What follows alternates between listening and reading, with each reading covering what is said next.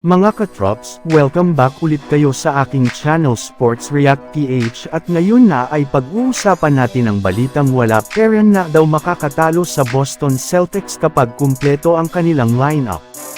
Pag-uusapan na rin nga natin ngayon dito sa ating panibagong video ang balitang pag-trade na ng Los Angeles Lakers kay Rui Hachimura.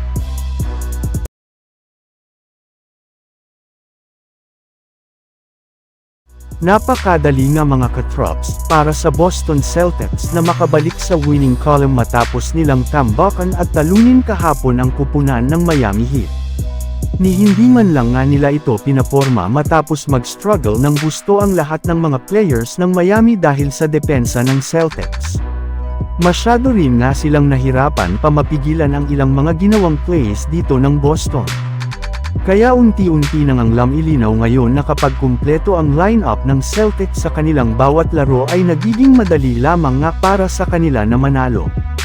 Natalo lang naman nga ang Celtics sa kanilang rematch noong nakaraang kontra sa Cleveland Cavaliers dahil hindi dito naglaro ang kanilang MVP na si Jaylen Brown.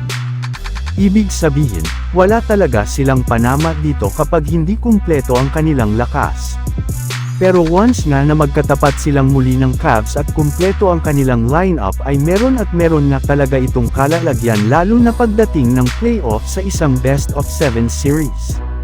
Samantala pumunta naman tayo sa ating Sunos na pag-uusapan ngayon sa balitang pag-trade na ng Los Angeles Lakers kay Rui Hachimura. Ayon nga sa ilang mga NBA analyst, ang tunay nga na may kasalanan bakit sunod-sunod ang pagkatalo ng Los Angeles Lakers sa kanilang mga nakalipas na laro ay hindi na dahil sa kanilang mga coaches bagkus ito nga ay dahil nakapabayaan na ng kanilang mga players. In fact, hindi man lang nga nila na ipapasok ang kanilang mga binibitawang tira at hindi nga nila naayos ang kanilang mga ginagawang pasa. Kaya nararapat nga talaga na gumawa na sila ng trade sa lalong madaling panahon. At ayon nga sa NBA insider na si Brian Windhorst, official na nga daw inilagay ng Lakers sina D'Angelo Russell at Rui Hachimura sa kanilang mga gagamiting trade package na ipang-aalok sa ibang kupunan.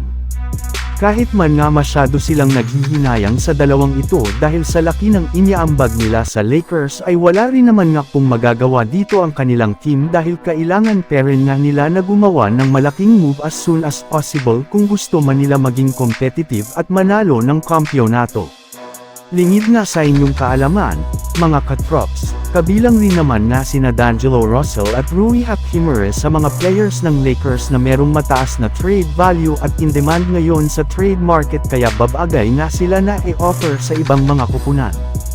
So yun lang nga mga katrops ang handog ko sa inyong storya ngayong araw. Sana nag-enjoy kayo. Please like and subscribe my YouTube channel Sports React PH para sa iba pang storya at update patungkol sa NBA. Kita-kits muli sa ating susunod na video.